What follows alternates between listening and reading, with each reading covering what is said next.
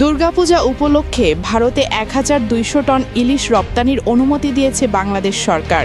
গত সোমবার বাণিজ্য মন্ত্রণালয় স্বাক্ষরিত এক বিজ্ঞপ্তিতে এ তথ্য জানানো হয়। বিজ্ঞপ্তিতে বলা হয়েছে, প্রতি বছরের মতো চলতি বছরও শর্ত সাপেক্ষে ভারতে ইলিশ রপ্তানির নীতিগত সিদ্ধান্ত নিয়েছে সরকার।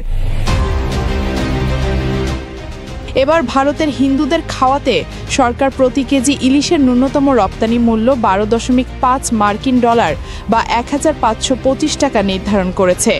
অথচ দেশের বাজারে ১ কেজি ওজনের ইলিশ বিক্রি হচ্ছে ২,৫০০ টাকায়।